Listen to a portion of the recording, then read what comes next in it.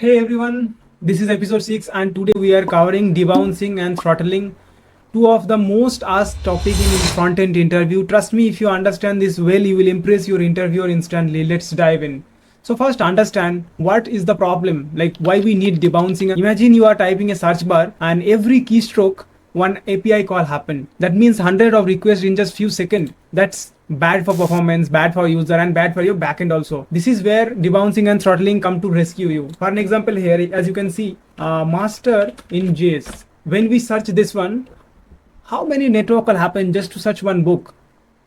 So how you can fix this problem? We can solve this problem using debouncing. What is debouncing means? Like wait until the user stops doing something. For an example, when I am typing something, that time the network call or API call should not happen until I wait. Like when I leave this keyword, that time it should call, like maybe for 500 millisecond or something. Like how we can achieve this? Let's understand first. Okay, let's write a code for debouncing. Let's write a function debounce, and where we will take two parameters. One is function and another one is delay, and let's store the timer into a variable and return a function argument.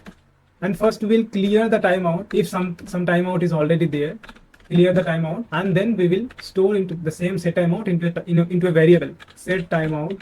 And now we will call that function what we took in that function dot apply, and we'll pass this and arguments.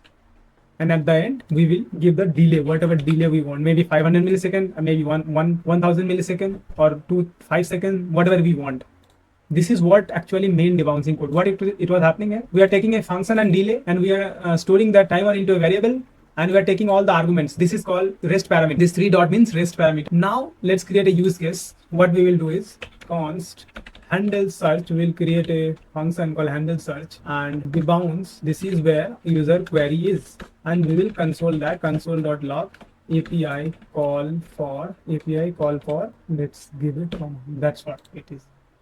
And now what we will do, we'll just call this function here. Now we'll call this function into our event listener, as you can see here, and let's put the timer, how much time we want to give. For 500 millisecond we want to give, and let's refresh it. Now let's type master in JS. As you can see, when we are typing, we didn't get any API call. After we finish, it was giving master in JS.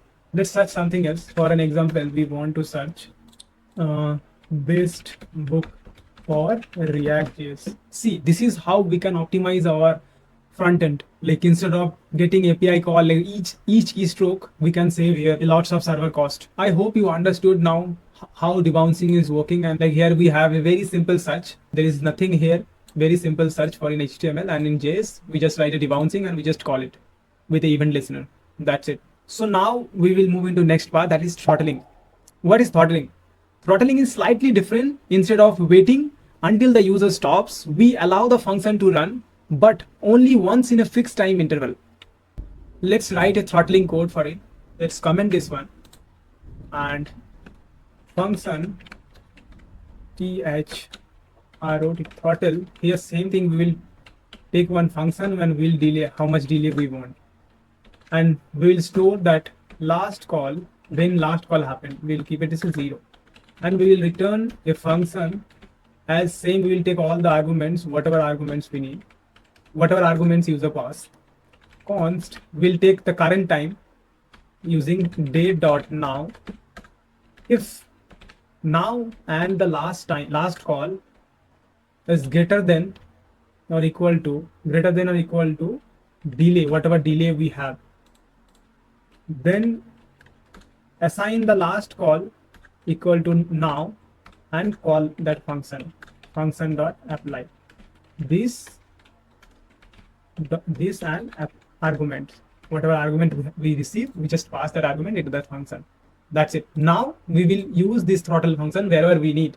Now we are using this throttle function for scrolling. Const handle scroll equal to throttle throttle console.log scroll event fired. Okay, and we are giving here 1000 millisecond time, means 1 second, and we'll write event that is window dot add event listener scroll, and we'll pass the function handle scroll.